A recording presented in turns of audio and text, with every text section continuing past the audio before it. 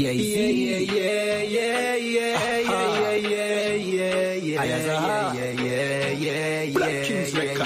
Ever since it's a COVID-19, everybody does a talk about vaccine. Warm to the vaccine when the pot clean. Operation need vaccine. We say vaccine, vaccine, vaccine. Warm to the vaccine for the crack fiend. Warm to the vaccine for the vaccine. We afraid them shoot our son when the cops see him. Hey, where the vaccine? One to the vaccine when the pot clean. One to the vaccine from the crime scene. Little ghetto youth fall up like napkin. We need a vaccine at the ghetto car. Our struggles are not similes and no metaphor. If you get a youth dream, if you get a car, buy a house, try make it out, no get so far. No live so long, we get vaccine. Get up people no want to no vaccine. If it's not a vaccine, we stop cream and can live a better life and stop dream. For the youth them way in a jail house, we still no get charged, can't get no bail out. We say vaccine, we fi make no see road quarantine. Vaccine, vaccine, vaccine. One to the vaccine for the crack fiend. One to the vaccine for the vaccine. We afraid them shoot our son when the cops see him. Hey, where the vaccine? One to the vaccine when the pot clean. One to the vaccine from the crime scene. Little ghetto youth fall up like napkin. We need a vaccine for real, cause some evil people them be will lead us. Foot power next time for you no ease off. Me no trust Babylon, we need a vaccine. For them stop, deceive the poor and every workplace start. Give people more vaccine, me nah lie, we need the cure. People stop, kick in we door. We need a vaccine for bust the aisle mill, fi cut the piping. Look how long, I'll price drop. But JPS I give we some fuck we like the whole I no fake. Go yeah, yeah, yeah, yeah, yeah, yeah, yeah. Yeah, yeah, yeah, yeah, yeah, yeah, yeah, yeah. Yeah, yeah, yeah, yeah, yeah, yeah, yeah, yeah. Yeah, yeah, yeah, yeah, yeah, yeah, yeah. UPK got the vaccine. Mr. General Yarn have the vaccine. General my man have the vaccine. Big Captain Mashak got the vaccine. Hey, Nayatap got the vaccine. Hey, Abada one got the vaccine. Hey, Akaya got the vaccine. Bakawar got the vaccine. Hey. Ever since it's a COVID-19, everybody does a talk about vaccine. One to the vaccine when the pot clean. Operation need vaccine. We say vaccine. Vaccine. Yeah, yeah, yeah, yeah, yeah, yeah. All right.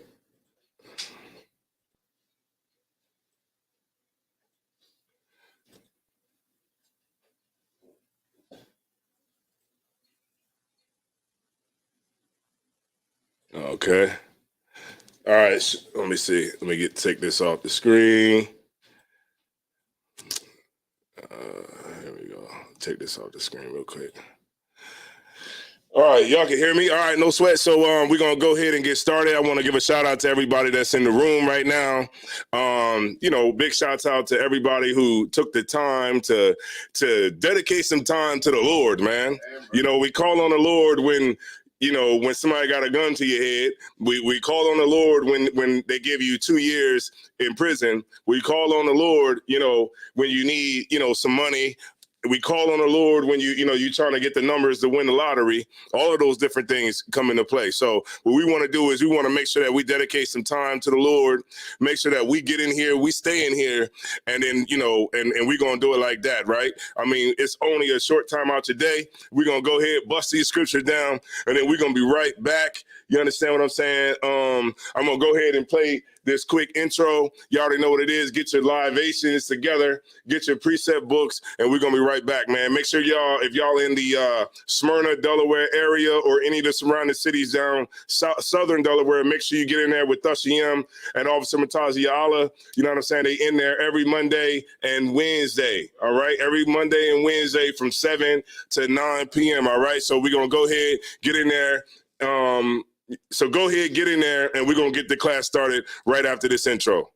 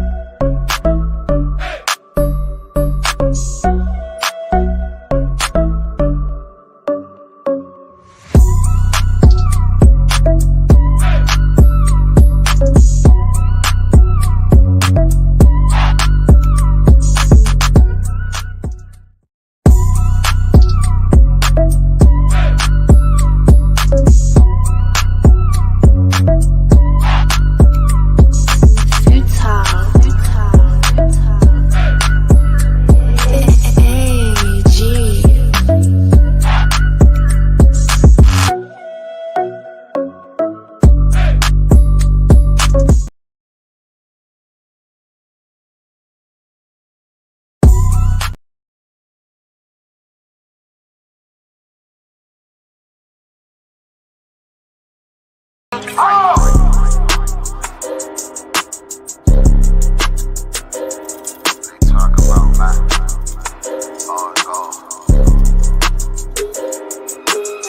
about time, so no pressure to our enemies. You can try to run where you going, it's your destiny.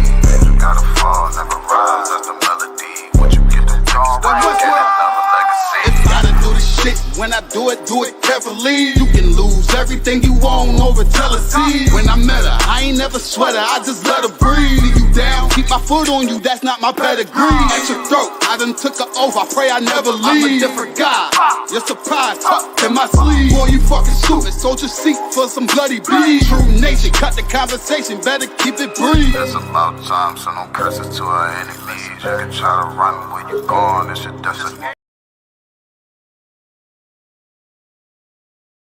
All right, we back. Boom. Big up yourself. Ain't that what they say?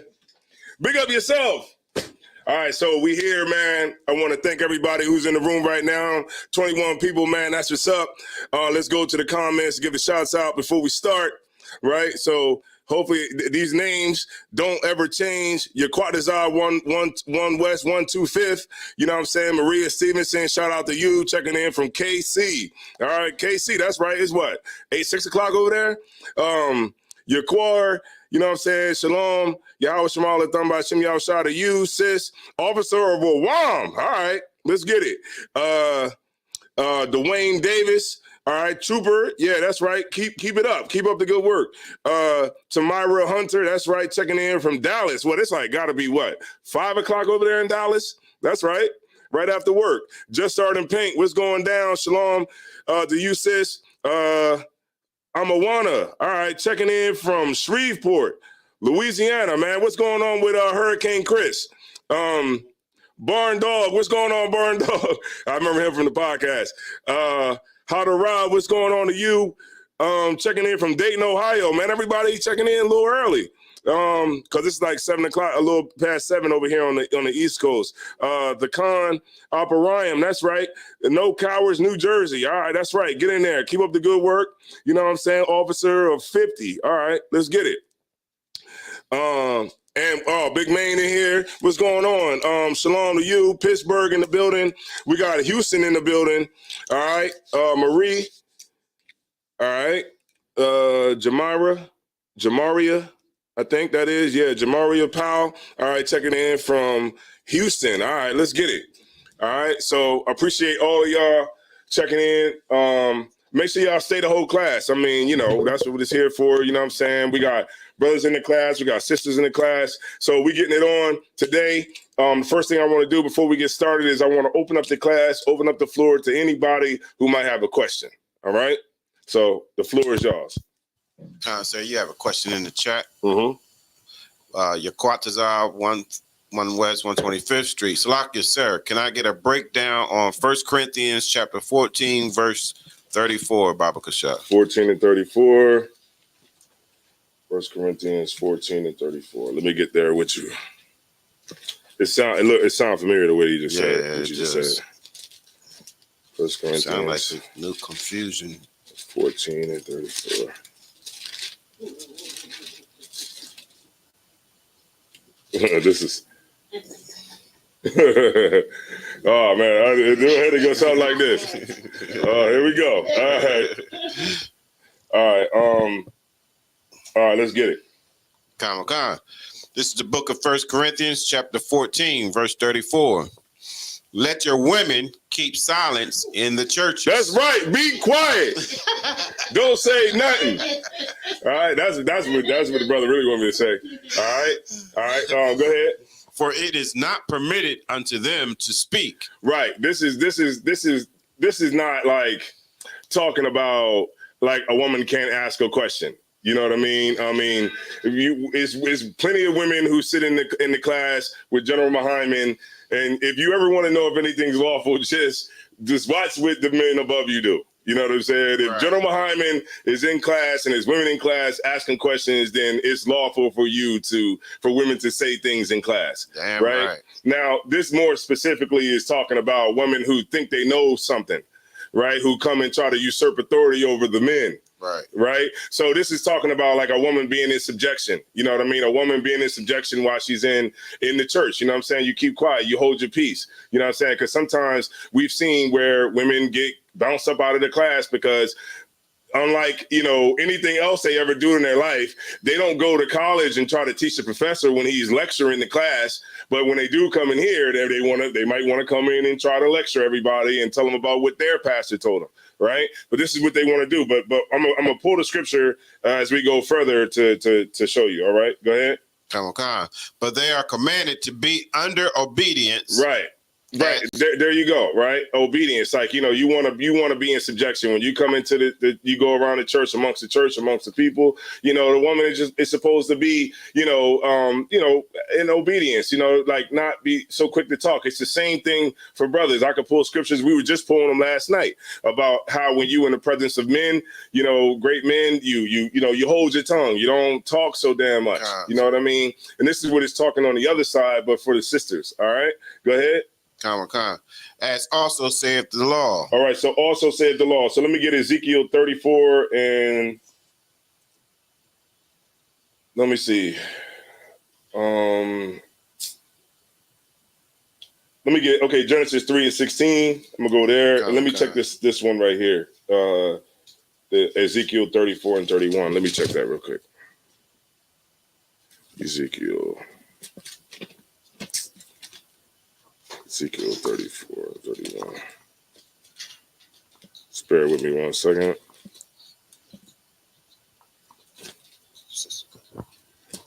Ezekiel 34. What is that? Yeah.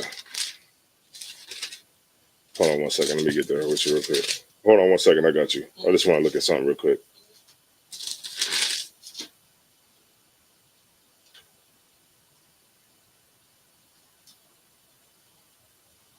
Okay.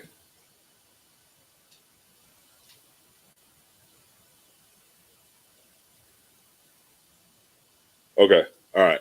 Yeah, go ahead and get me that the Genesis 3 and 16. But what was your question? Salakia. The First Corinthians 14 and 34. Mm-hmm. I have also used that to show that when it comes to like women trying to be pastors and all of that. Yeah.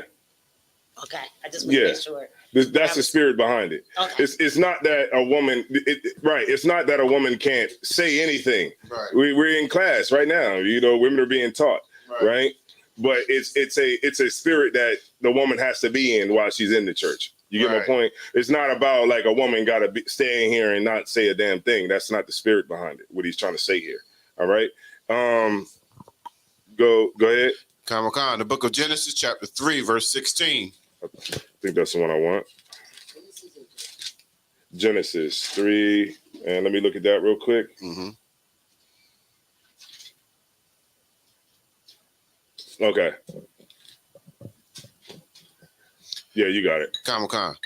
Book of Genesis, chapter 3, verse 16. This is what Paul is talking about when he's quoting, like, in the law. All right? Go ahead. Sir. Unto the woman he said, I will greatly multiply thy sorrow and thy conception. Mm-hmm. In sorrow thou shalt bring forth children. Right. Mm-hmm. And thy desire shall be to thy husband. So what? Shall be to thy husband. Right. So, and keep going. And he shall rule over thee. Right. So this is the spirit that, that women, okay. We know why the desire has to, that the Lord made the desire to be towards the one for the woman to be towards her husband is because before when she was allowed to just do whatever she wanted to do, we see what happened. Right. And so now this is basically like a scripture to where like a woman is supposed to be in subjection to her husband, of course. And what Paul is basically talking about is when a woman is in the, in the church, that she's commanded to be in silence, because not like she can't say anything, but like your spirit that you're going to be in while you're there. So your desire is to be to your husband. So you don't come in here like trying to teach me. You get my point? You don't come in here trying to teach me. Your desire, if you want to know something, you go to your husband. Of course, you can ask me a question. But if you're trying to teach something or you trying to, ask me a question or something like that, and you trying to be combative and not in the right spirit, then, you got your husband for that. Sir. Right. Go ahead. I was going to say that verse 35 goes and then 1 Corinthians 14 and 35 goes right into what you're explaining right there. Okay, no sweat. So we can go down. So, and it says let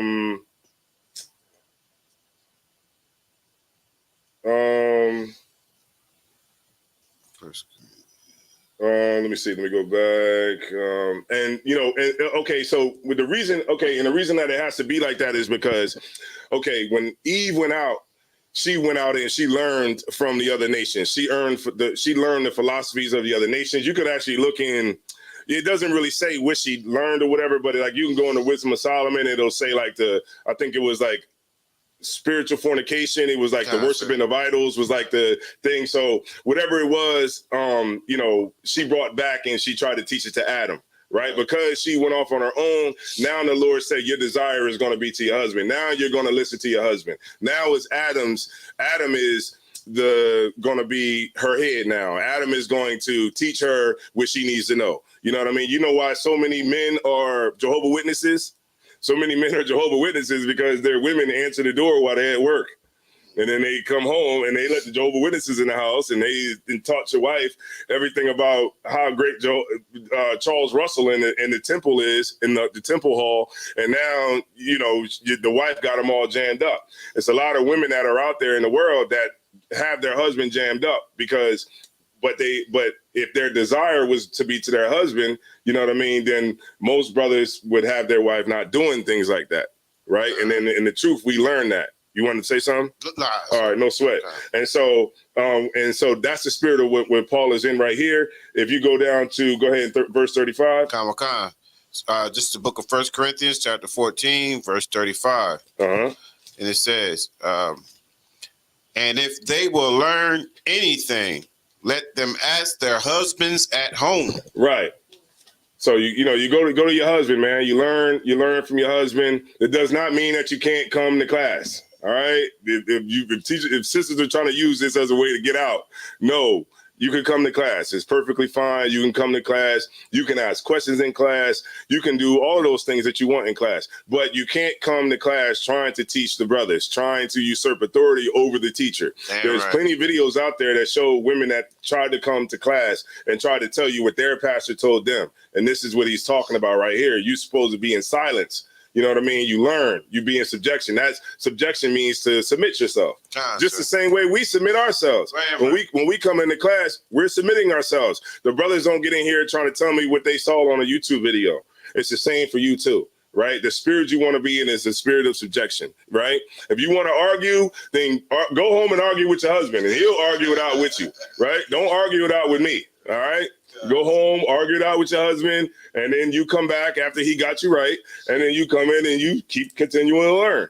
But when it comes to you coming in here trying to be in a spirit that's unbecoming of a sister that's in the truth, then you're wrong for that.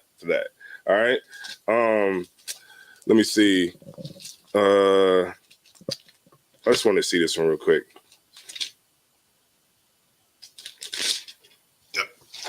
That's definitely the door. Ezekiel 34, I think. Yeah, that is the door.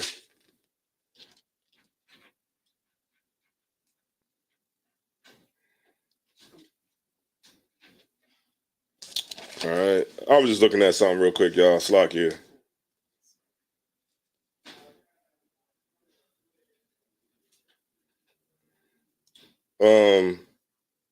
Brother, can you read 32? Yes. Verse 32? No, 1 Corinthians 14 and 32. Yes.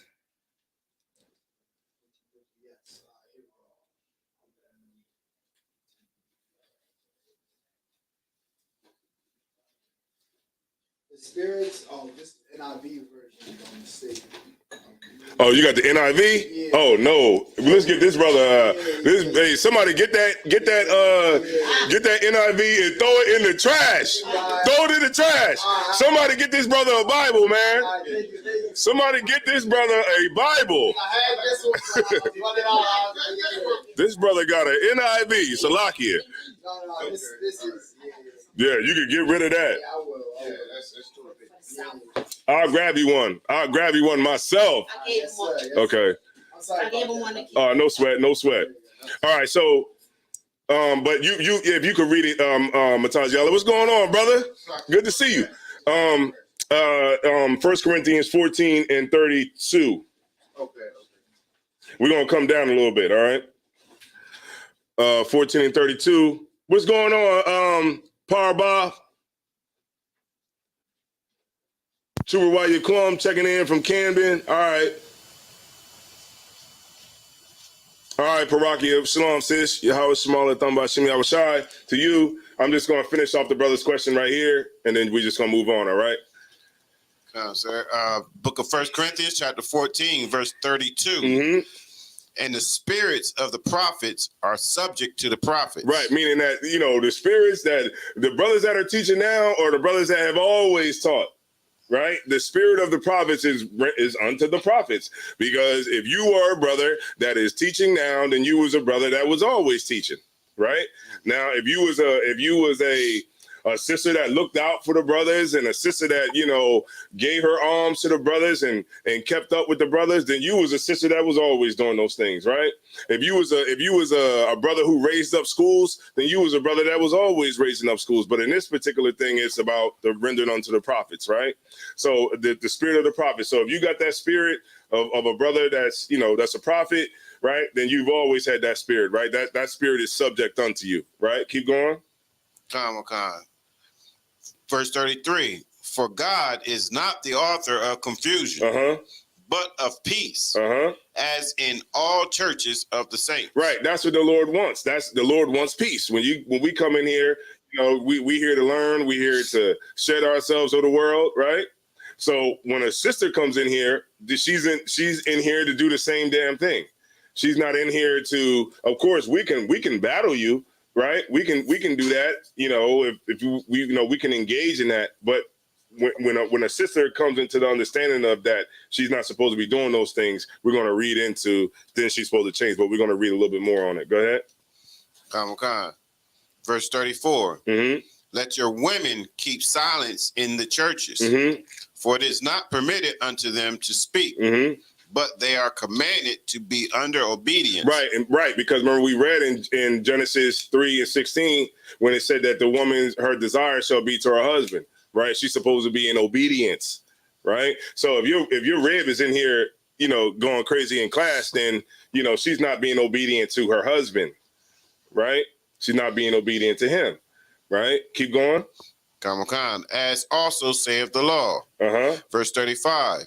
And if they will learn anything, let them ask their husbands at home. Right. So, if you got an issue with something, don't take it out on me. Go home to your husband. But if you don't have a husband, then of course the school, you go to the school. You know what I mean? But if you got a husband at home and say he's officer so and so or captain so and so, then I'm not going to be arguing with you here in class. Right. You keep silence. You know what I mean? You keep silence. If you got an issue with something, you ask it in a proper manner, becoming of a sister that's under obedience, right? But if you got an issue or something like that, then you take it home and you learn it from your husband. All right. All right. There we go. I think that pretty much kind of got it. All right. Wait, we got a brother from Newcastle. Oh, that's Aitzerah. I thought we had somebody new in the building. All right. Young man Meese, what's going on? Aitzerah, Shalom, Yahweh Shemal, Thamba Shemel, shout out to you. Des Moines, Iowa, yeah. Jericho. I used to live in Clarinda, Iowa. Yeah, Clarinda, Iowa. That's when I was a bad kid. I went to a YSI program in Clarinda, Iowa. So I know about Des Moines. I know about Waterloo. All of those different places up there. They get it shaken in Iowa too. Don't get it twisted. You think it's a joke. You know what? In Iowa, they got vice lords and gangster disciples. You know what I'm saying? It's a little bit different. It ain't about the Crips, the Crips and Bloods. That's a commercial. But don't forget about the vice lords. All right. Yeah, the GDs and vice lords, they get it on in Iowa. All right, so no sweat. So we're gonna get into. You had any questions or anything like that? All right, no sweat. So all right, let's get it. All right, let's go to the 1 Timothy 5 and 9.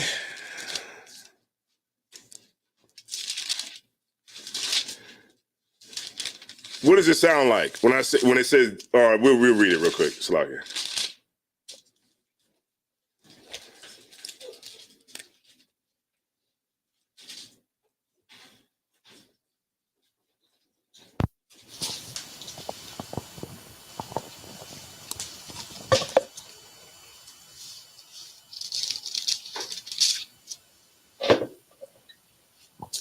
All right, no sweat. You got it? Okay, no sweat. Let's get it. 1 Timothy chapter 5 and verse 9. Nah, man, don't give me that, man. Read it like you read it at camp, like that video that I posted up. That video I posted up last night. 1 Timothy chapter 5 and verse 9. Let not a widow be taken into the number under 60 years old, having been the wife of one man. What does that sound like to you, Kwaya Swan?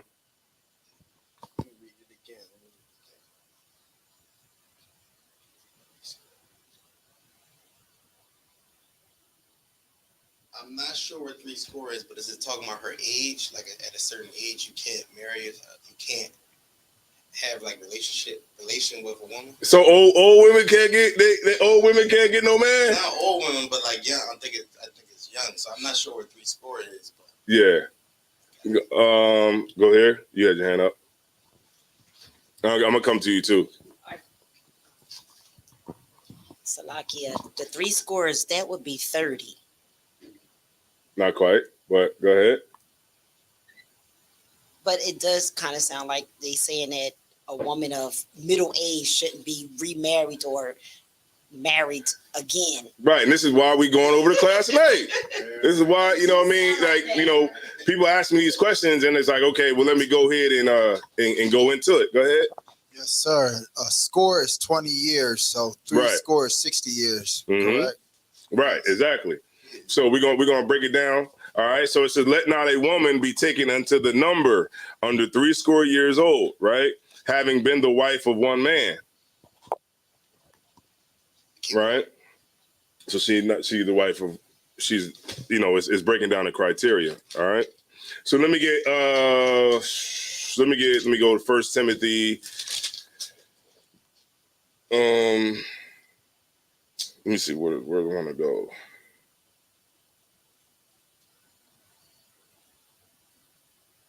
You see, it's like here.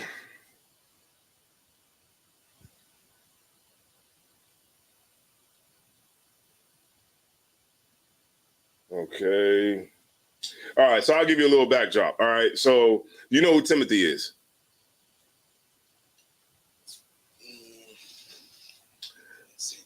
All right. I'll say it. Go ahead. You want to say something? I was going to get asked a question. Yeah, you can. Paul's young boy. Yeah, there you go. I'll just say it however you say it. You from Philly, so his young bull, Paul's young bull.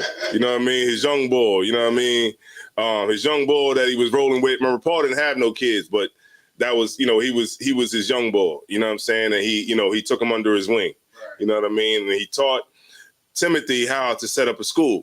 So when you read the book of Timothy, you're reading how to. When you read Timothy, it's telling him and giving him the instructions on how to set up a school and how to run the school successfully. All right. So, and then he goes into talk about, like if you want to be a bishop, you can't be, a drunkard. You can't be going to the club and fighting. Right. You got to watch out for the men. You have to be keeping your head on a swivel. You got to be able to read the situation. You got to be able to be a brother who can make good decisions. You got to be a brother that can handle the pressure. Right. And you gotta, and it's really an important thing, because when you're in charge, you have the men's lives in your hand. You have the sisters' lives in your hand. And if you make a bad decision, then it possibly something bad could happen to a brother or something bad could happen to a sister. So to be in charge, just going into the class that we had last night, it's a good thing to desire, right? You can covet that as much as you want, right? You can be in leadership, wherever you want. If you're a trooper and you want to be an officer of 50, then that's totally fine. You get anything that you want, right? If you put the things in place to work for it, right? But also remember this, when you do go to that next level, remember all the men that are under you, and you're going to have to be in a position that's going to have to lead those brothers, right? If you're officer of 50, you lead 50 families, right? And all that means is just your level of responsibility, right? You are officer of 1,000, officer of 5,000, on up. You have different levels of responsibility, and you can get into those positions if you so choose. But remember that the reason that you're in those positions is because the Lord wanted you to be in those positions, right? Nobody is in those positions just on your own. I'm going to pull the scripture real quick, and then I'm going to get right back to what we're talking about, the widow. But just to prove my point, let me get Psalms 75 and 6 real quick. 75 and 6, and we right back. We got Melanie Teller checking in from Pittsburgh. Your Quadazar 125. So he's trying to get Proverbs 31 to 10. Damn. All right, I see what you want, your Quadazar. All right, his rib is probably watching. Let me get that Proverbs 75. No, I'm just playing. I'm not saying your rib is watching. 75 and 6. Psalms chapter 75 and verse 6. For promotion cometh neither from the east, nor from west, nor from the south. But God is the judge. He put down one and set up another. You see that? Promotion don't come from the east or the west. It don't come from me. It don't come from over there. It don't come from nowhere. It comes from the Lord. You're a trooper because the Lord wanted you to be a trooper. Right? You're a young man because the Lord wanted you to be a young man, right? As long as you can understand that, you in the right headspace, right? You're here not because you chose to be here. Don't get it out your mind, right? You didn't choose this. The Lord chose you. And then if you leave it, then you're choosing to leave, right? Because the Lord, like the scriptures say, man's goings are of the Lord, right? You're here because the Lord wanted you to find the truth. He wanted you to find the school, wanted you to find a brother, or if you a sister, or you may be a brother, you might have found a sister that was in the school and she told you to come down to class. But whatever it is, your goings is of the Lord, right? And the promotion that you get is because of the Lord, right? So we're talking about Timothy right now, and the reason Timothy is in this position is because the Lord wanted Timothy to be in this position, all right? Paul is in his position because the Lord wanted Paul to be in his position, right? So let's get 1 Timothy, let me see, 4 and 11.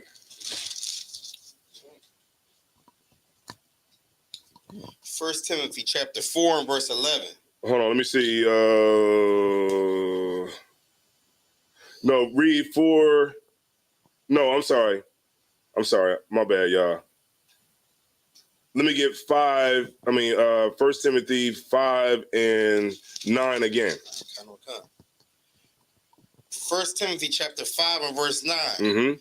Let not a woman be taken into the number under 80 years old. Verse 9.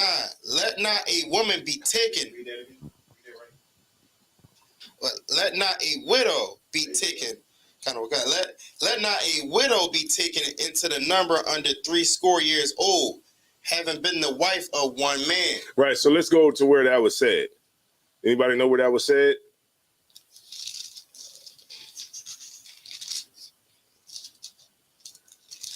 All right, no, you know. he went right to the phone and just whipped it out. But I'll show y'all where it's at. Matter of fact, let me see something real quick. Y'all got the Zondervan back there? Oh, wait a minute. Hold on.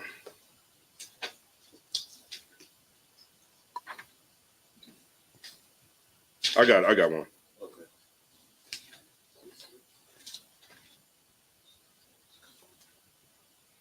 That's the Zondervan? Yeah, this is it. Give me 1 second. I'm just looking something out real quick. Okay.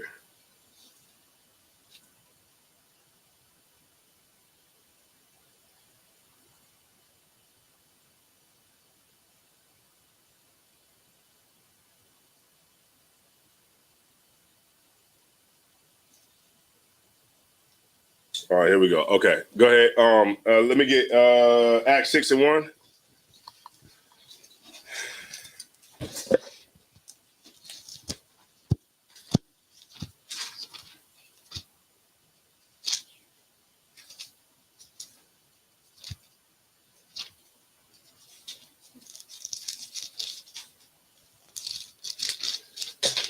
And then I'll have you read this Koyos one. Come on.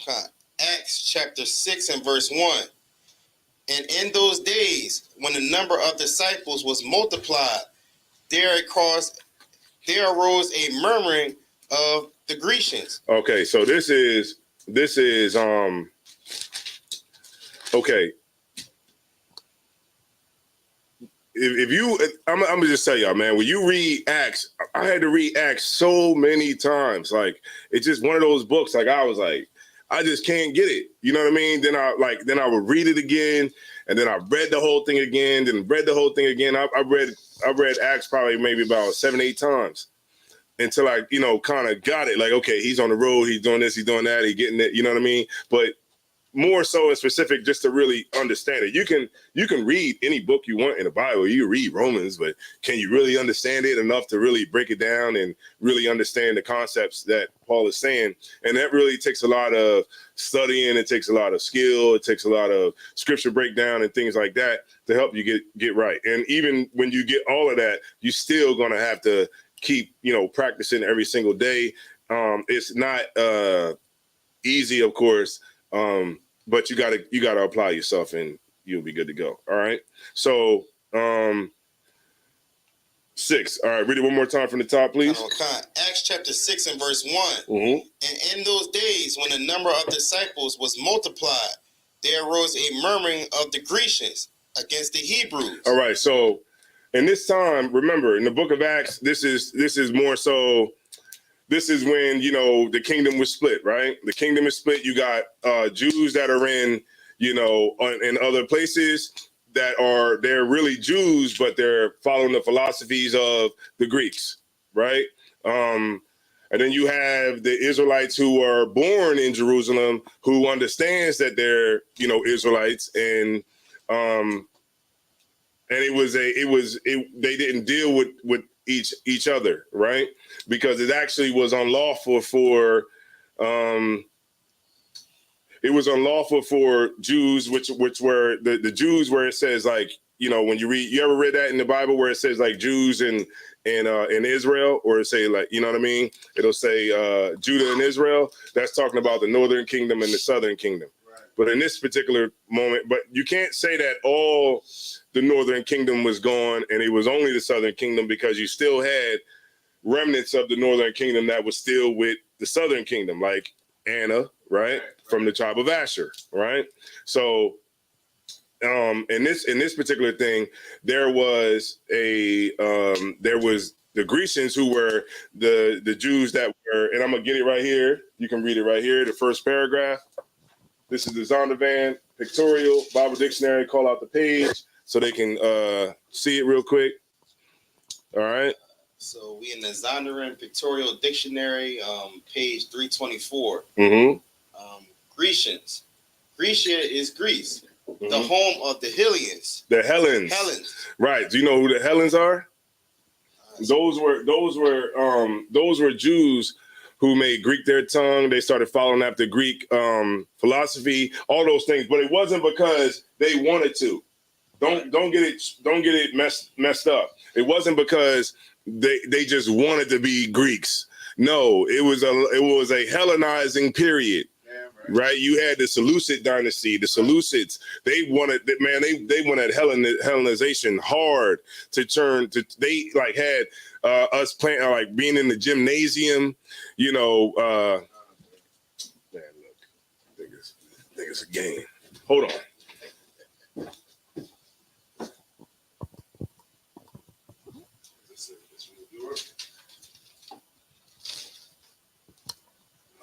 Which one I want? Is this it?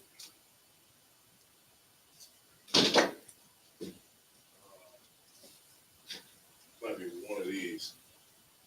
Oh, here we go. Right here. This is the life of Greece. Look, it got let me see. It got what's his name on it? I'm gonna zoom in a little bit. See that? See this book right here. And let me see. I don't know if y'all can see that, but it's called The Life of Greece. All right. We share books around here, right? Because we want people to see it. All right. So in this book right here, let's read about it a little bit, right? Page 577. I mean, it's 579. It's lock here. 579.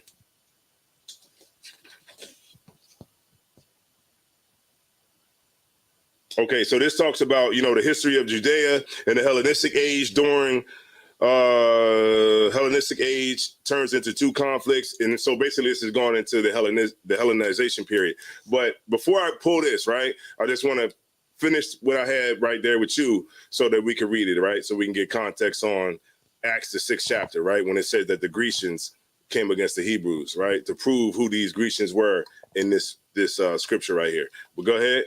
Grecia is Greece, the home of the Hellenes. The Hellenes. All right, go ahead. Greeks and Grecia, however, are to be distinguished. Greeks are generally those of the Hellenic race. Right, the Hellenic race. So the Greeks, when you read about Greeks, it's talking about Jews who made Greek their tongue, and they took on the philosophies of the actual Grecians or whattever. All right, but go ahead. I guess this can be found in Acts 16, verse 1, 18, verse 4, and what's it? Provendic, what's that say? Come on, man. Use your vowels, man. Use those vowels. I think it's split up. I'm having trouble with it. No sweat, but just keep going on. I'm just messing with you, man. Probably?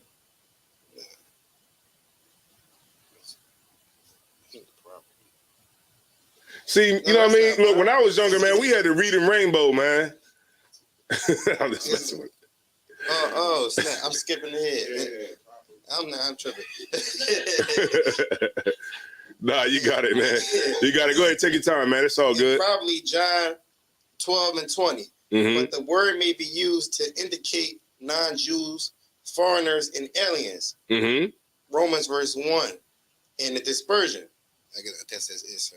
But get to go ahead and finish it up. Grecians were Greek-speaking Jews. See that? Say it one more time. Grecians were Greek-speaking Jews. One more time. Grecians were Greek-speaking Jews. Right there. You see that? So a lot of times people will read that verse and they'll be like, well, it was white people coming at black people. But in this particular situation, it was the Grecians were Jews who said, read that line one more time. Grecians were Greek-speaking Jews. See that? Now you got to distinguish in what context you got, you know what I mean, to decide who is actually talking about. Right. But in this particular thing in Acts 6, it's talking about Greek-speaking Jews. Read it one more time. Slack it. Grecians were Greek-speaking Jews. And what page are you on in Zondervan? Page 324. Page 324. All right, no sweat. So we're gonna keep on going, right? Let's go back to Acts 6 and 1. But let me see. All right, let me read you something about Hellenism, right? This is in page 581 in The Life of Greece. It says, Hellenism devoted to science and philosophy, art and literature, beauty and pleasure, song and dance, drinking and fat and feasting, athletics and courtesans and handsome boys, along with gay sophistication that questioned all morals and an urbane skepticism that undermined all supernatural belief. How could Jewish youth resist these invitations to delight? This easy liberation from 1,000 irksome restraints. They're talking about the commandments, right? And it says young rich among the Jews began to laugh at the priests as money grubbers, like we do now, right? And at their pious followers as fools who allowed old age to come upon them without having ever known the pleasures, luxuries, and subtleties of life. Ain't that what it is today? All right.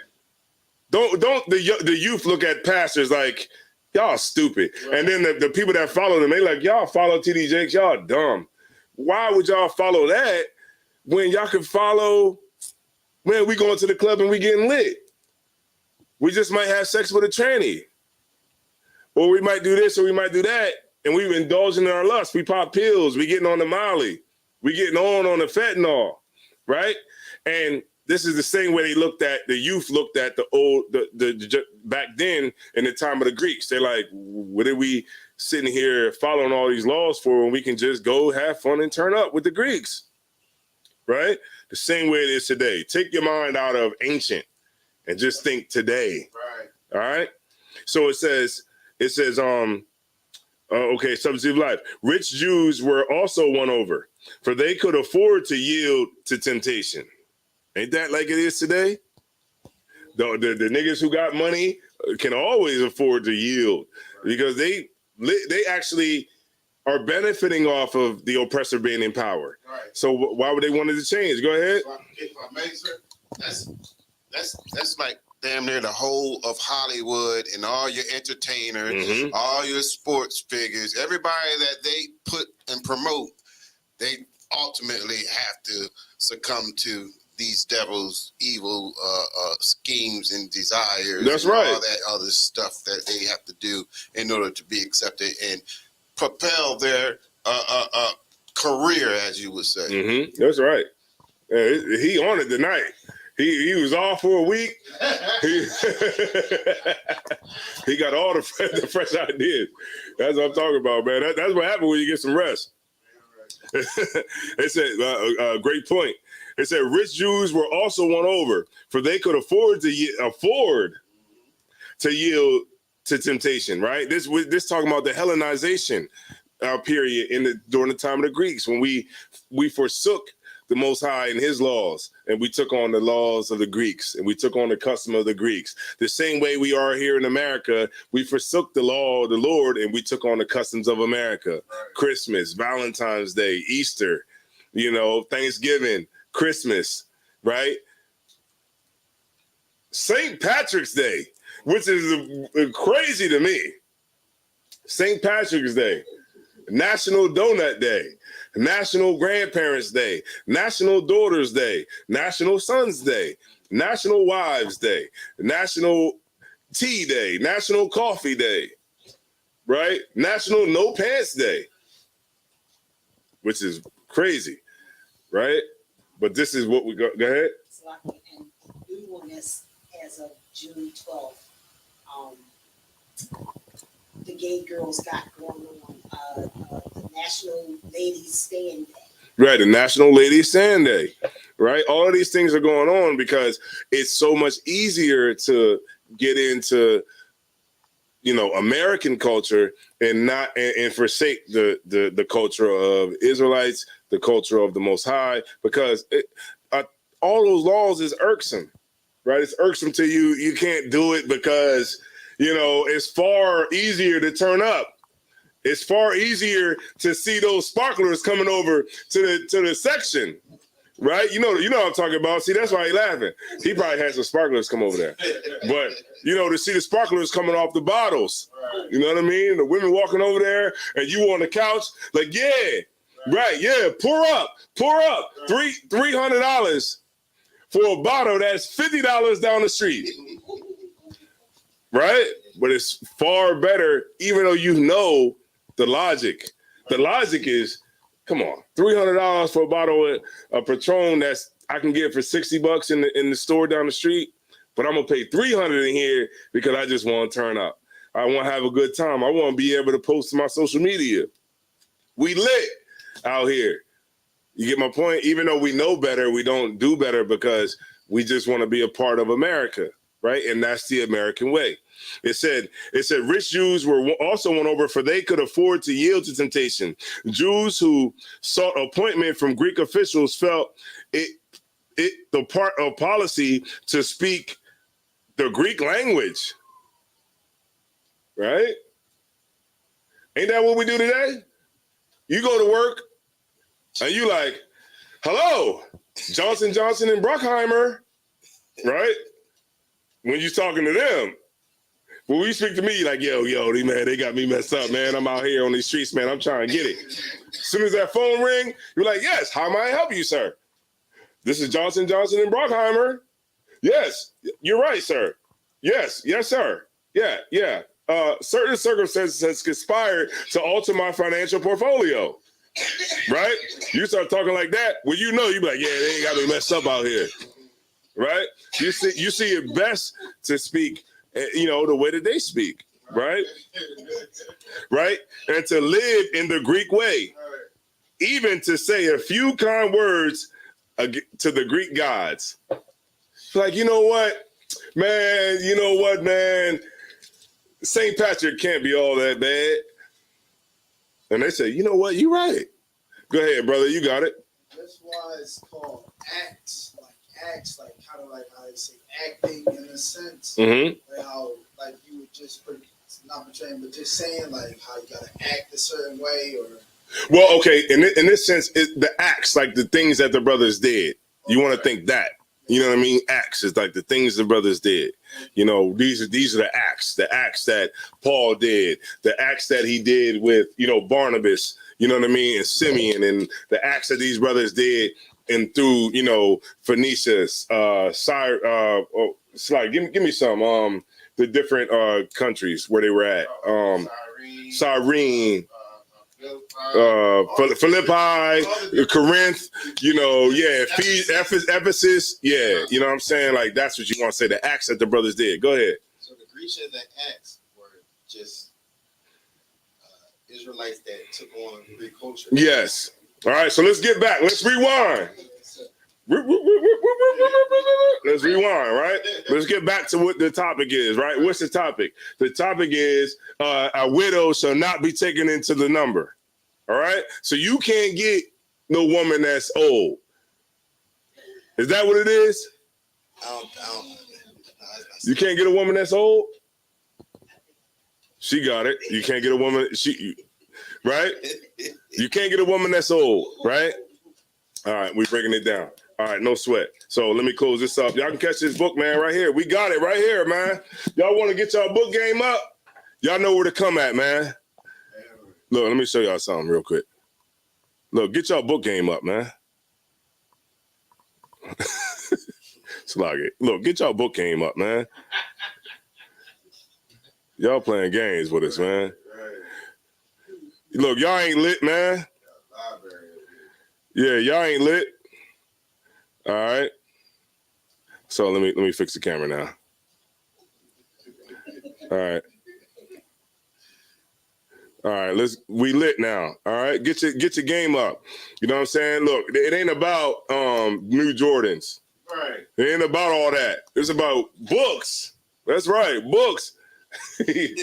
Quite also don't give a damn about what I'm talking about. He's like, man, nigga, I'm about to go get these new Jordans. Nigga, I'm about to get these new Jordans. I don't know what you talking about. Yeah. But yeah, you know what I'm saying? Throw something up. You know what I'm saying? I know you fresh with all that. I know you fresh. But you know what I mean? Just like, all right, look, I'm going to not, you know what I mean, be on this one release. And just throw a couple books in here, man. Let's.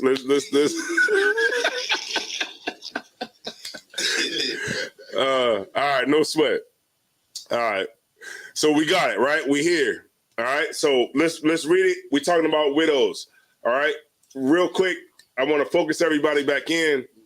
All right. So matter of fact, where was we at? Timothy, I'm gonna read it.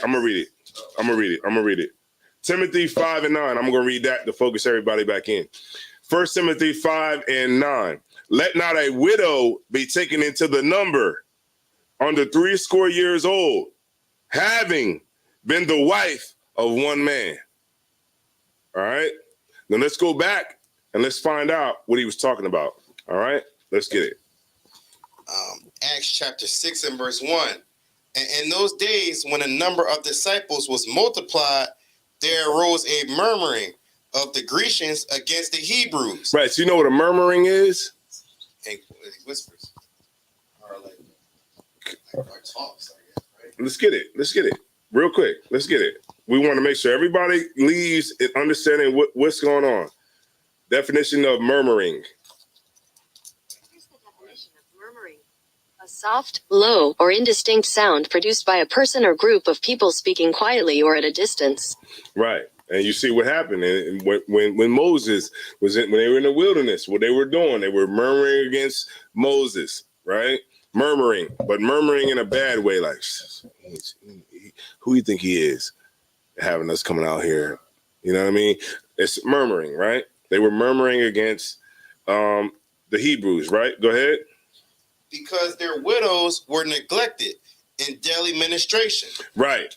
Because they're widows. Because in this time, the northern kingdom, right? We'll say it in that sense. The northern kingdom, they were murmuring against the Jews, right? Because in this time, they got old women who are not being taken care of. Right. So you weren't having sex.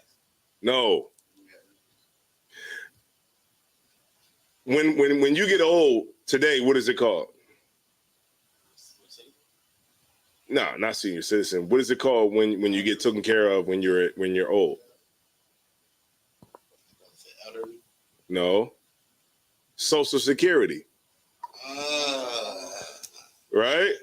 Social Security. So so they're saying y'all talking all this and that, y'all ain't taking care of these old women that's over here. You know what I mean? These widows that's old and and they need money. Y'all ain't taking care of them, right? So we're gonna read into to get you the understanding on what was going on here, right? And this is why he's saying, don't let a widow under 80 be taken into the number. All right. So let's go back to 1 Timothy 5 and 9.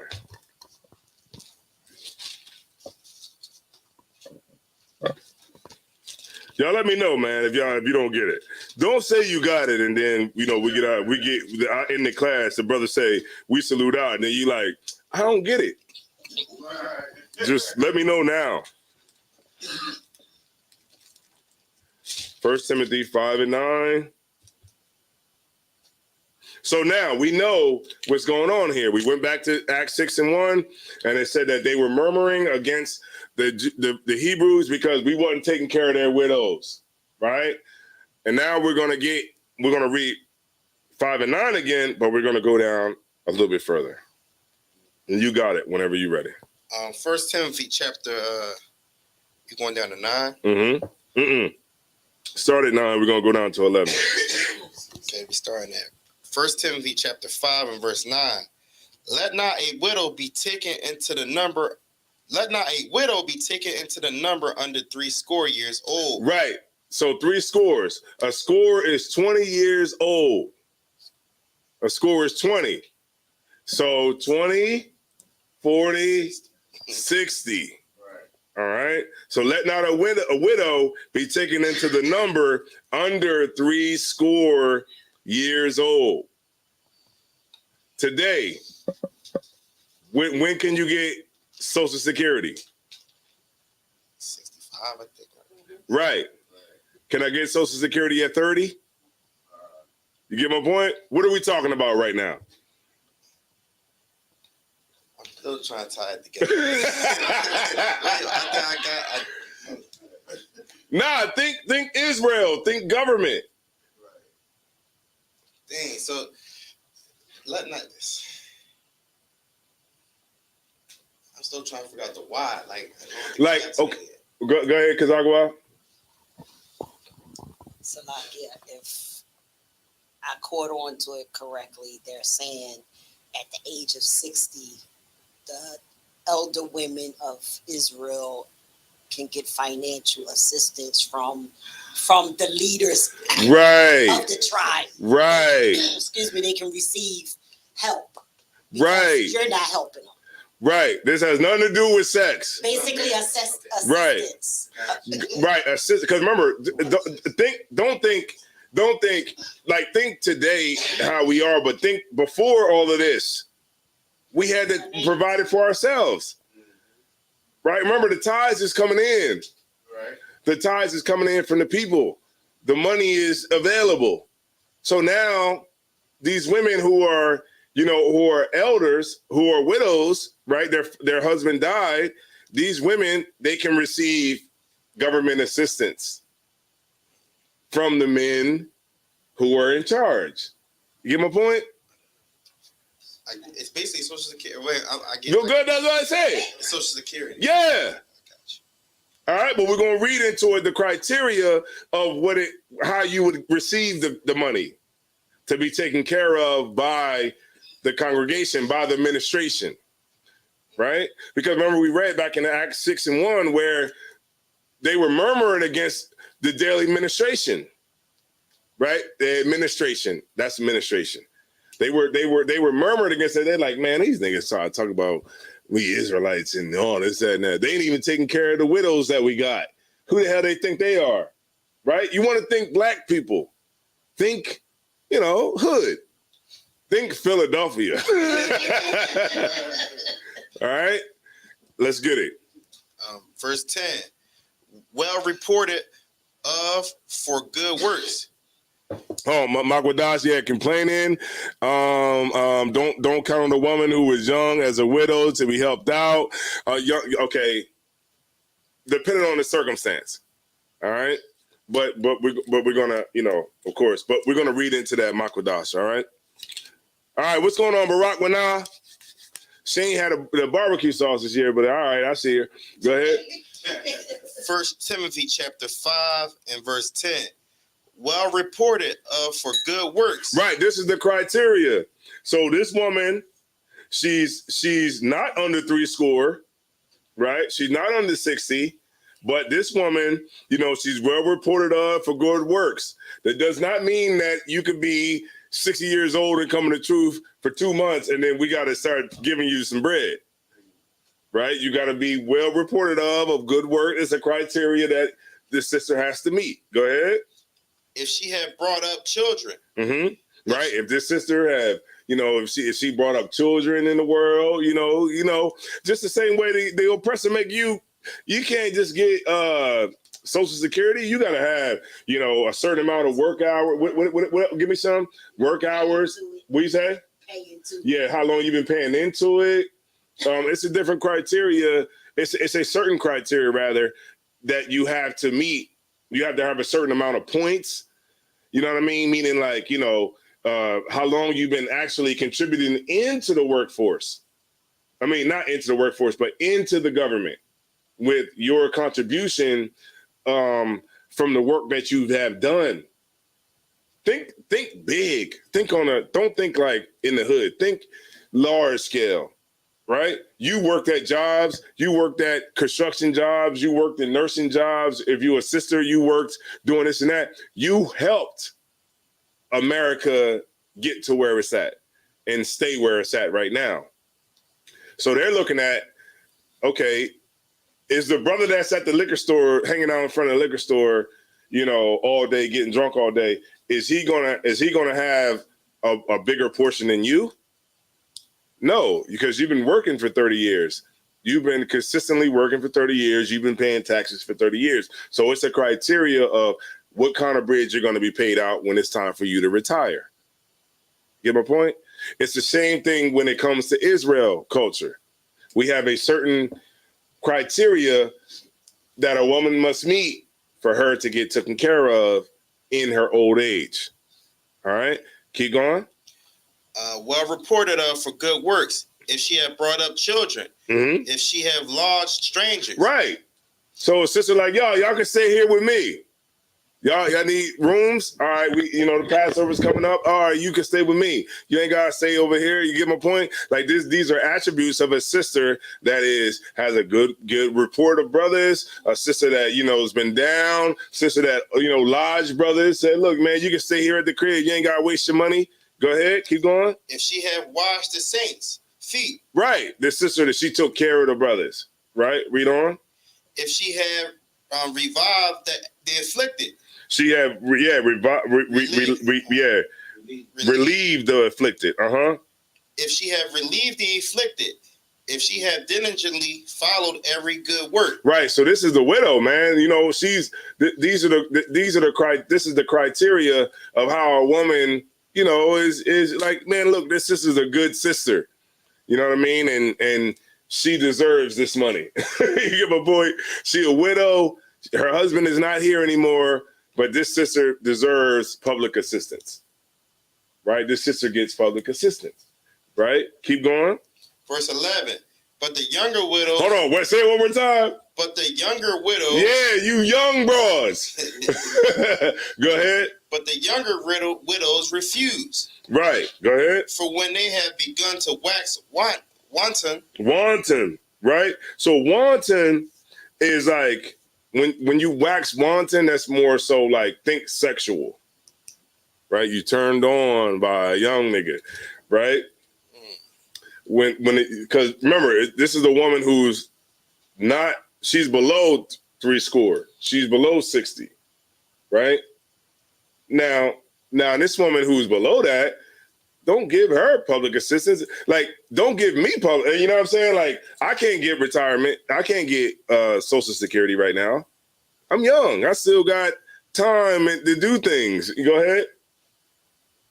Okay, for 11 to make it today, it would be me not getting it because I'm still able to be married and taking care of that way. Right. So a younger woman is more likely to get married. Yeah, there you go. Now it's making sense. It's making sense to you now. Yeah, we working it out. All right. Keep going. Start at 11. But the younger widows refuse. For when they have begun to wax wanton against Christ, they will marry. Right. These women will go out and they'll have sex and marry somebody else when they get that urge, right? But like when you're above a certain age, then the chances of you doing it. Now that's not saying that women that's over 60 can't get their freak on. I'm not saying that, right? You can, but the spirit is more likely where you probably won't do it. I'll give you an example. My mother, you know what I'm saying? My mom is 62. My mom is 63. She'll be 63 this year. Her husband died, right? My mother is a widow. My mom ain't trying to get with nobody else. Right. You get my point? More than not, the spirit that's going to be on that sister who's a certain age, it's different. She's not really trying to get remarried. That's that. You know what I mean? She's 60-some years old. She's over 70. She's not really trying. Her husband died. Obviously, we were talking about Israel. So her husband, she's been with since she's become a woman, right? And now her husband is dead. And she's just a sister that's going, take care of brothers, you know what I'm saying? Make sure you good. You come through town, you can stay here at the crib. I'm going to cook for you, you know what I'm saying? If you afflicted, I'm going to ease your pain. I'm going to, braid your hair up. You know what I mean? You ain't got no sister to do your hair. I'm going to braid your hair up. I'm going to make your garment for you. Different things like that. The sister going to be like, she's going to help you out. But a young sister, she'll help the niggas out, but she want a nigga. You know what I mean? Like, I'll help you out. My husband passed away, but I'm 40. You get my point? My husband passed away, but I'm 30. I still got a lot of life in me. Right. So I'll braid your hair, but this ain't it for me. You get my point? This is what this is talking about. All right, go ahead. Verse 12, having their nation because they have cast off their first faith. Right, because remember in this time, remember this is Paul teaching Timothy how to set the school up and what to do. You know what I'm saying? But he's saying, okay, when you set it up and you start getting these tithes in, if a woman is below 70, refuse her. Don't give her the bread. You know what I mean? Because her husband passed away. You get my point? Because this sister has the ability to remarry and get, because the minute she wants to remarry, she will. You get my point? Women can have sex whenever they want to have sex. Right. Don't get it tripped. Don't even trip. Don't think it's anything different. When she wants to have sex, a nigga will be there. Right? All right. All right. No, so I think we pretty good there. Hold on. Read 11 one more time. 1 Timothy chapter 5 and verse 11. Mm-hmm. But the younger widows refuse. Mm-hmm. For when they have begun to wax wanton against Christ, they will marry. They will what? They will marry. They will what? They will marry. That's right. When a woman, when she want to get, you know what I mean? She ain't gonna give a damn about nothing what Christ talking about. She ain't gonna give a damn about what you talking about. When she wants somebody to come over there, she's gonna tell them to come over. And that's gonna be your rib. Because we think Israel. Give my point, think Israel. That's what's gonna happen. And you're gonna be bound to that sister for the rest of your life because that's what happened. Right? All right, no sweat. So now we know that when it says don't take a widow into the number, it's actually talking about don't take her into the number of women that's going to get supported by the church, by the congregation in her old age. Right? They'll make you, the way that it's written, it'll make you believe that make you think that it's talking about an old woman can't get a nigga. An old woman, she can get a man. You know what I mean? She's 60 years old. You know, she can braid hair. She can sew. She can get that garment looking glorious. I need a garment like that. Right. Oh, go ahead. So like I said, if I may, nowadays, they take pride, these semi-older women take pride in being what they call cougars. You know what I mean? Because they got a younger man. You know what I mean? They went and got a younger man. Right, that's right. The female, hey, the female silver fox. That's right. Hey, look, don't get it twisted. You what, 28? You what, 29? Yeah, don't get it twisted.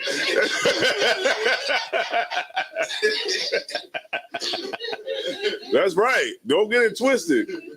Yeah, you think it's a game. You be up there like, yeah, man, she my wife, man. I love her, man. All right. So let's get 2 Maccabees 3 and 10. And I was reading this today, 2 Maccabees 3 and 10, and I saw this right here we were talking about, and I was actually talking to Mataziala before the camera came on about reading 2 Maccabees, and this is what I've seen. You can give it to him. Yeah, you can have it. You can have it. Yes, that is yours. Yeah, you can have it. You can have the apocrypha too. We're gonna get more. All right. 2 Maccabees 3 and 10. You got that on the blue letter, Mataziala? I got it, but it's not on the blue letter, but I do have it. Okay, no sweat.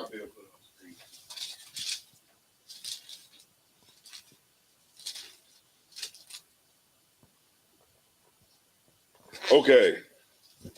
All right, so this story that's going on now, all right. What you say? I want a brother to choose whom is my age or a little bit older. Yeah, that's right. Go get him. Don't hurt him, sis. Don't hurt him. Go get him. All right, no sweat. Makwadas, I'm not sure what you meant when he said start Wantana Man. Oh, start Wantana Man. Oh, okay, I get it. Yes, he said start start Wantana Man. That's right. Checking in from Alabama. Sorry I'm late. Yeah, you late. Don't count a woman who is young as a widow to be helped. Right, Michael Dosh, you right. Absolutely. Michael Dosh is right. And all right, cool. Your Quadazar is trying to get us shut down. Yeah, he's trying to get us shut all the way down.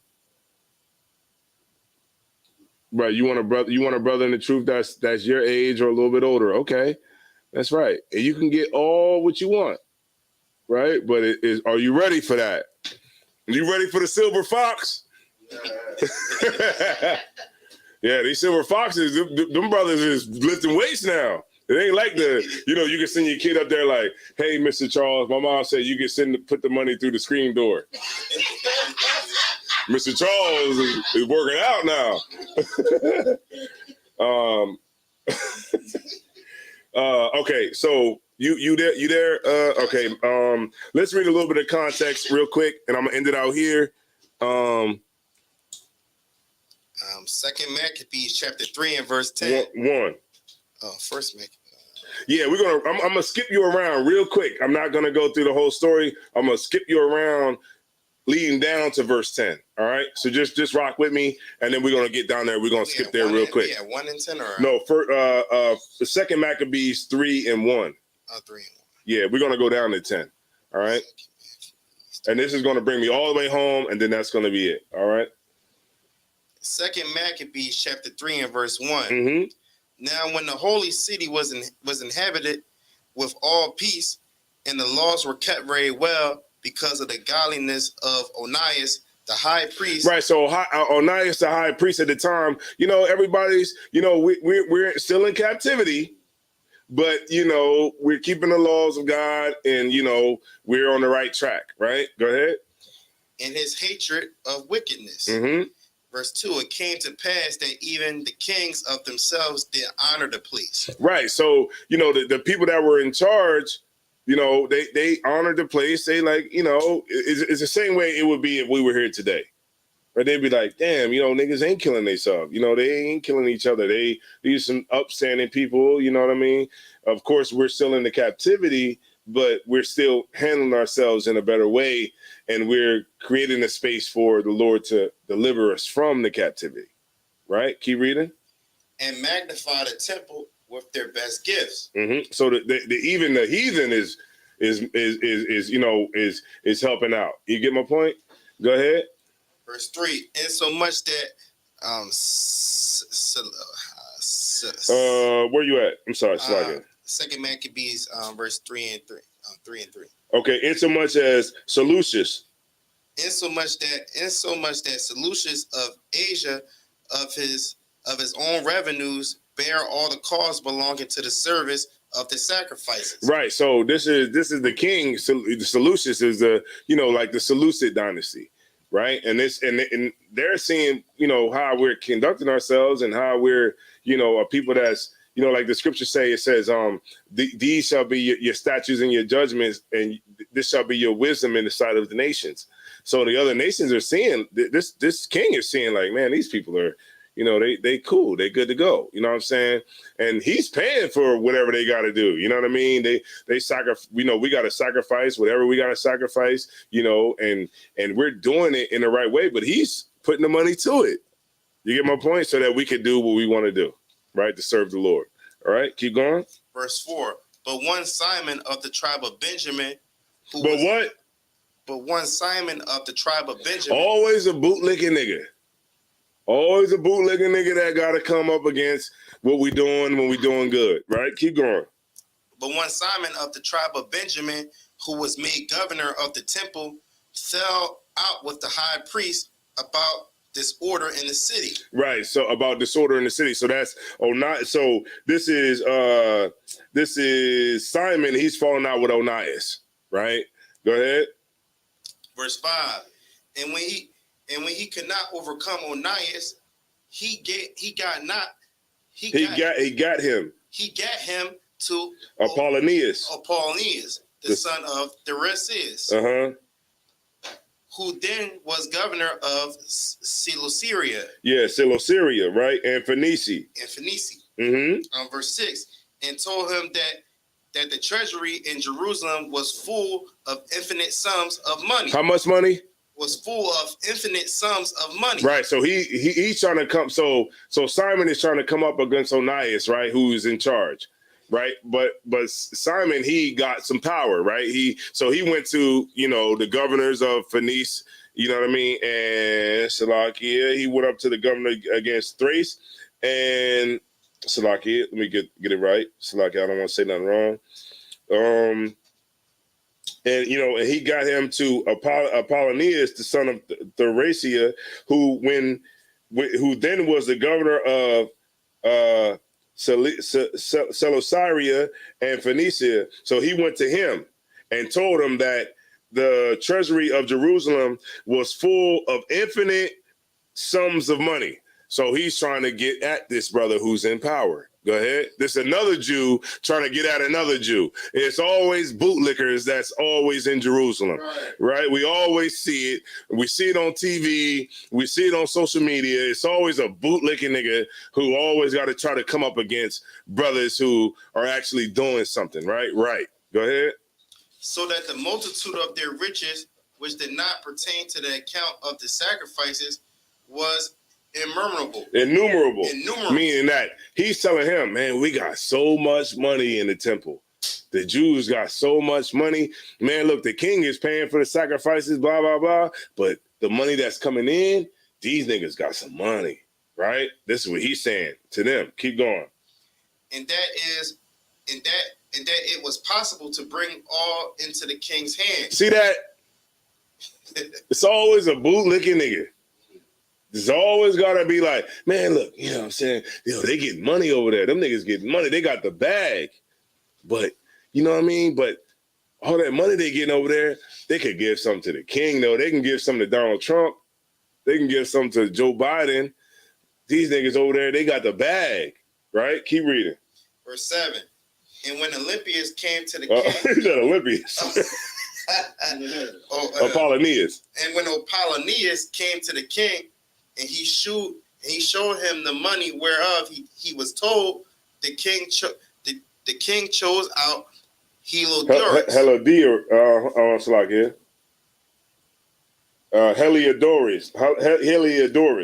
Heliodorus, his treasurer, and sent him with a commandment to bring him the foresaid money. Right. So a nigga telling you that you can get some money, what you gonna go do? Let's go get it. Let's go get that bread. So he sent his treasurer out to go get the money and bring it back home. All right. Because remember, he's the king at the time, right? That's ruling over Israel at the time. Remember, it was times where, when we still could conduct ourselves as Israel, but we were still under rule. You get my point? It's the same thing that happened in Rome, same thing that happened in Greece, right? Same thing that happened now. Same thing that's happening now. Like, we're still able to keep the Passover. We're still able to keep our feast days. Right. We're still able to do those things. But if America says, we need more taxes, what you going to do? We'll pay them.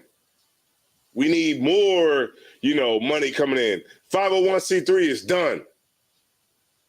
Every bit of money that comes in there from somebody, paying tithes or donating any kind of money, we want half. You get my point? So just think now, but think back then. All right, keep going. So forthwith, Heliodorus took his journey under a color of visiting the cities of Seleucia and Phoenicia. So he's like, he's going on, under the guise of, I'm just going to go check out these places. I ain't, trying to do nothing. I'm just making an appearance just to check on everything and make sure everything is good. Go ahead. But indeed to fulfill the king's purpose. Right. That's what he was there for. He was there to check on his bread that he was hearing about from Simon. Go ahead. Verse 9. And when he came, and when he was to come to Jerusalem, and had been courteously receive of the high priest of the city. Right, which is Salaki Onias. He told him what intelligence was given of the money, and declared whereof he came, and asked if these things were so indeed. Verse 10, then the high priest told him that there was such money laid up for relief of the widows. Say that one more time. Then the high priest told him that there was such money laid up for the relief of the widows. Say it one more time. Of the widows. Of the what? Of the widows. See that? That's brought it all together what we was talking about. Right. It was the money that was laid up. It was for the widows. Why would it be for the widows? Because if they were over 70, right? And they were a widow of a husband, right? Then they would be able to receive the money. Right. So this money that this brother Simon is talking about, this money is actually for the widows to take care of them, because they're the widow, they're widows, and the money that we take for the fatherless. Keep going. Read it one more time from 10, the beginning of 10. First, then the high priest told him that there was such money laid up for the relief of the widows and fatherless children. See that? Now, I'm not going to go into the rest of it, but I think that's a good place to really just end it. You know what I mean? But that right there showed that what we've been talking about the whole night. Right. The widows, the money that we put up, that we got from the tithes, the tithing, which niggas talk about, tithes is corn. Well, bring that in here too. We can give it to the widows.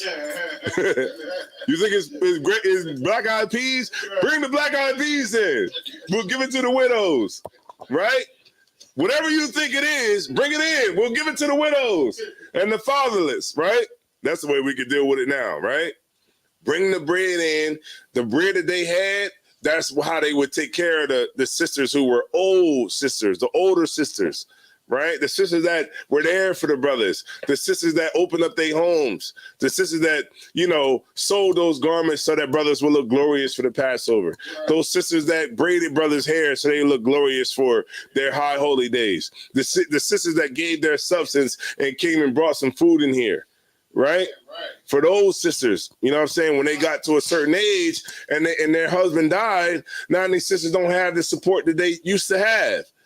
And then that's where the money would go to them. They would get a certain amount of money that would keep them afloat. The fatherless, right? The men who died, like in war. You get my point? We would use the money, the priest would use the money to take care of the wives who husband died in war, getting everybody free. It's the same thing today, the GI Bill, right? Y'all know about that, right? The GI Bill. When a brother goes over to war and he dies, his wife gets the benefits from the government. Think that, but think Israel. Right. Think government. You know what I mean? I know we've been in slavery a long time, and I know these concepts seems like far-fetched, and they seem so out of your ability to fathom them. But we have had these things set up. We've had government set up. We've had, welfare set up. We've had Social Security set up. We've had all of these things set up, just like you see it today. It just got stripped from us through generations and generations of our, identity being taken from us. So now we see the oppressor and we think this is something new. This is something he thought of. But reality is that we've always thought of this and we've always had it in play. All right. So with that being said, man, you know what I mean? Any more questions? Y'all good? All right, we're going to take it out, man. We're going to bring up Officer Mataza Ya'ala to end out the class.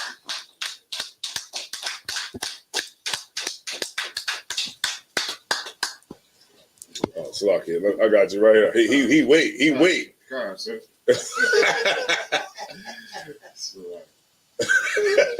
Salaki. There you go. ISUPK security announcements. Rules for new brothers and sisters. When a new brother or sister comes into the school, they are off limits for 6 months. They are to be saluted only.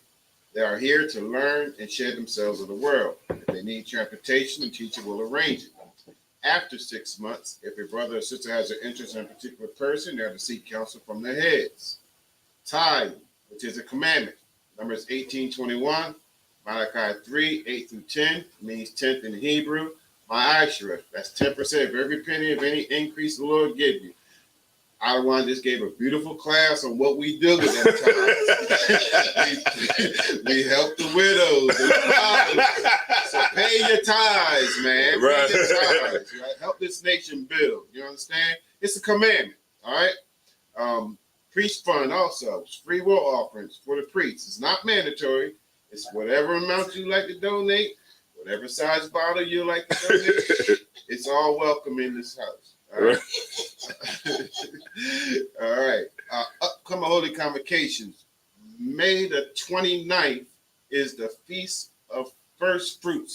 Mm-hmm. And that's before sundown. I believe it says on the chart. The service has to start before sundown on May 29th. That's the next high holy day. All right. We just came out of the Feast of Unleavened Bread, which was successful. Last night. The wallet to everyone. Wait, was it No, Sunday night. Sunday night, yeah. Concert. The wallet to everyone that participated in that. We was there. Was able to hold their discipline. You know what I mean? And they couldn't wait for the hoagies. They got the hoagies. All right, most high credit. All right. If anyone wants to be a trooper in the school, start wearing all black boots, shirt, pants, headband, or scarf like these brothers here. With that being said, men of Israel, Amijah, which means to stand. Oh, man. Okay, I'll fix that. All right, men of Israel, Amijah Shabbat, Amijah, Barak, Yahweh Hashem Yahweh Shabbat Yahweh Matah. What we said was the Most High God bless you in the name of whom the world ignorantly calls Jesus Christ. The Most High, in the name of Christ, bless you. In the name of Christ, bless you. Yeah. Mm-hmm. Sar, which means to turn. Sisters, Amijah. We'll get the sisters a courtesy salute. Men of Israel, Amijah Shabbat, Amijah, Barak, Yahweh Shemar Alathon by Hashem Yahweh Shai. Yahweh Shemar Alathon by Hashem Yahweh Shai. What we said was, Most High God, watch over you in the name of Yahweh Shai, where ignorant called Jesus Christ. Yahweh Matah means hands down. Class dismissed.